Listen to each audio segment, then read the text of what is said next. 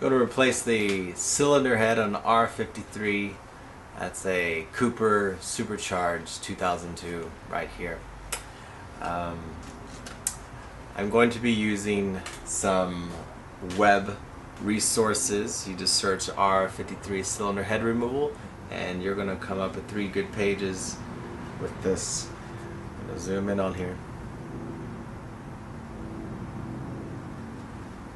This right here is from Motoring Alliance. It's an older post, but it's quite good, and it's called "How to Take the Head Off." This will in links in there you'll find a link to doing a wonderful how-to from K Wobble, and this is the R53 thermostat installation. There, and lastly, here. A wonderful PDF written up at workmini.com on how to do the camshaft removal. Of course, with any jobs, I suggest that you get a service manual. Here, you should definitely have one of these, and of course the proper tools. And so I have this tool here. You should get this. This is the posts. The posts online say this job is 2 to 3 hours. Shops will charge you 8 hours plus for this. This is the shade tree mechanic way of doing R53 cylinder head removal. Got the cylinder head right there. 3-hour update. So got this valve cover off. It's not easy. It's not an easy job. Not easy. 3-hour update. Valve covers off. About to remove the rocker arms.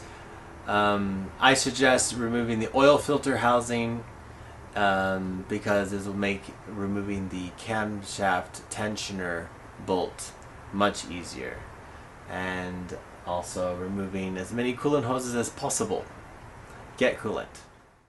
Bit fatigued after working, forgot to turn the audio on, so finally got the cylinder head off, fully removed. There you see it. And in order to put it back on, it took me an additional day because I just didn't have the right tools. I'll be explaining that in just a moment. Well, I did it.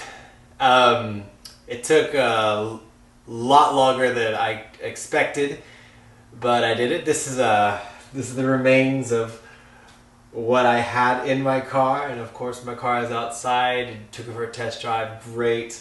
This is not an easy job, but super happy it happened. Did it. I'm going to cover some things that you're going to need to know about doing this if you want to do it. It is possible. You can do it alone. There are some things. This is a high mileage R53 that is a Mini Cooper S 2002 chassis. With a W11 engine, but yes, this can be done. It gets messy. It got hectic in here. Right. Time to clean up. And this is what the cylinder head looks like. 196,000 miles on this. As you can see, that is what your car engine looks like. That's what your engine looks like. Okay. Tools to save the day. You have a good toolbox, and I'm sure you do have a great toolbox, but you're going to need additional tools. For instance, a light bar, a pickup tool. This is essential. This is the timing toolkit for BMW Minis. You're going to need that. That right there is a 10 mil swivel socket. You're going to need that. For your oil filter housing, right here you have your general purpose hammer and assembly lube, and the flathead that really does everything. Towels to clean up because you're going to get messy. I suggest a carb cleaner because you're going to be cleaning some electric parts, and that's not good to use brake clean on electric components. Engine degreaser, of course. You're going to need that because you're going to break things. So pull out your nuts and bolts. A great drill. And right here, this saves the day many times. If you don't get one, they're cheap, they're easy. Get one, and of course, two torque wrenches. You're gonna need 2 torque wrenches, small and big jobs. If you have one of these right here, this is that bar right there. That's from changing the serpentine belt. That's going to help you do relieving tension on the chain tensioner. BMW, for their Mini brand, likes to make things very difficult. So as long as you have every single measurement of millimeter tools out there, then you'll be able to do this. They use the most obscure sizes. This saves the day every day. This is the Stubby Wrench. If you don't have one, I suggest you get one. This has got a 10 mil on the 10 mil shallow on the back of it.